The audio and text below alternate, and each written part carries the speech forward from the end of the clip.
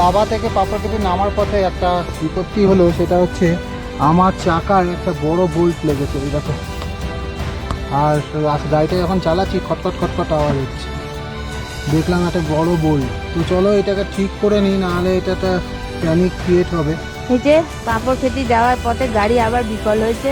হ্যাঁ, একটা বিশাল বড় বোল্ট ঢুকেছে, সেই বোল্টটাকে এখন খুলে বার করতে হবে।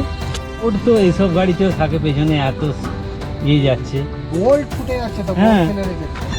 এই যে এবারের জার্নিতে আমাদের সেকেন্ড টাইম বোল্ট অ্যাটাক হলো।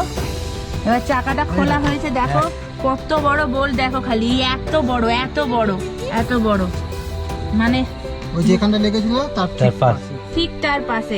আমরা আগের বার দিন এইটাকে সারাই করা হয়েছিল লাভা থেকে, সেই আবার এইখানেই লেগেছে। মানে ওইটা রাস্তা থেকে ওর সাথে ফুটে গেছে। হ্যাঁ, হ্যাঁ।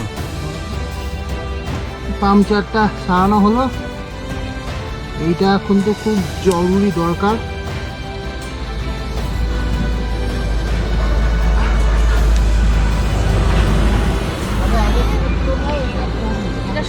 হ্যাঁ এটা অনেকটা সরু, কমতে শুরু করেছিল।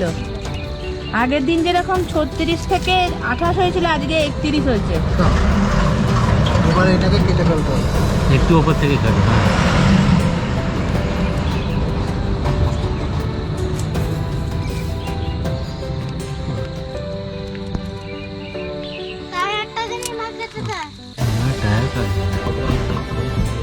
হ্যাঁ হ্যাঁ ব্যাস, হয়ে গেছে হয়ে গেছে।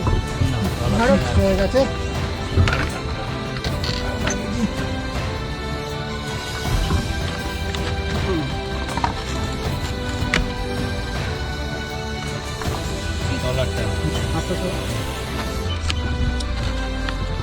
হাতটা ধরতে।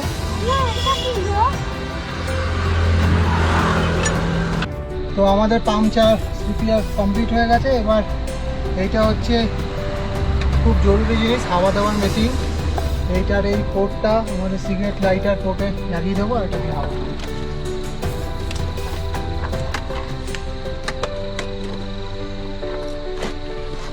আর এইটা তো হাওয়াটা দিয়ে নেবো 35।